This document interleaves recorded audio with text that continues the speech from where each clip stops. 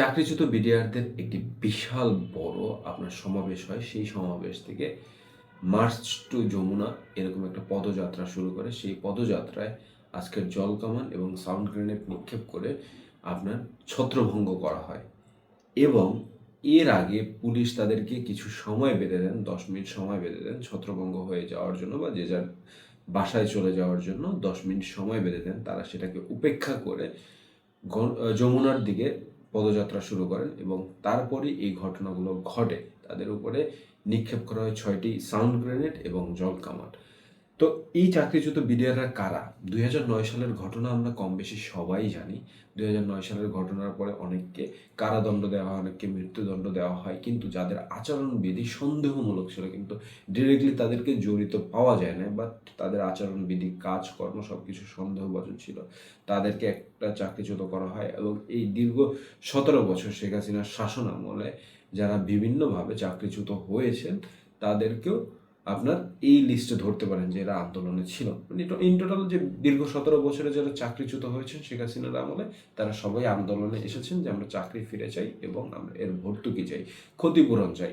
এই ক্ষতিপূরণের দাবিতে আজকের এই আন্দোলনটা মেইন কথা। এবং আরেকটা কাহিনী ছিল, এই ক্ষতিপূরণের দাবি প্লাস হলে গিয়ে বিডিআরদের, এখন তো বর্তমানে নাম বিজিবি, কিন্তু তারা হলে গিয়ে পূর্ববর্তী নাম যেটা ছিল বিডিআর, সেই নামটাও ফিরিয়ে চাচ্ছেন। ঠিক আছে, সো এই দুইটা ছিল আন্দোলনের মেইন এজেন্ডা। দ্যাটস ওয়াই আজকের এই আন্দোলনটা হয়। এবং এটা নিয়ে একটা মিশ্র প্রতিক্রিয়া শুরু হয়েছে যে আপনারা তো আবার সেই শেখ হাসিনার মতো আচরণ করতেছেন, সাউন্ড গ্রেনেড আবার জল কামান ছুটতেছেন সাধারণ মানুষের উপরে। বাট হ্যাঁ, দেখেন, শেখ হাসিনার আমলে ডিরেক্টলি এটা ছোড়া হতো, আর বর্তমানে আপনাকে একটা সময় দেওয়া হচ্ছে এবং সরকার নিজেও বলছে যে আমরা এটার জন্য দেখছি, সময়, আমাদের এটা সময় দিতে হবে বা এটা নির্বাচনীয় সরকার করতে পারবে, আমাদের হাতে করার কিছু নাই। এরকম বিভিন্নভাবে এই জিনিসটা নিয়ে কালক্ষেপণ চলছে। বাট এক্স্যাক্টলি এই সরকার কি করতে পারবে এটার উপরে আমি অতটা আসলে সক্রিয় মতামতও দিতে পারছি না। বাট আমার মনে হয় কোনো নির্বাচিত সরকার এর বেটার একটা সলিউশন দিতে পারবে আপনাদেরকে।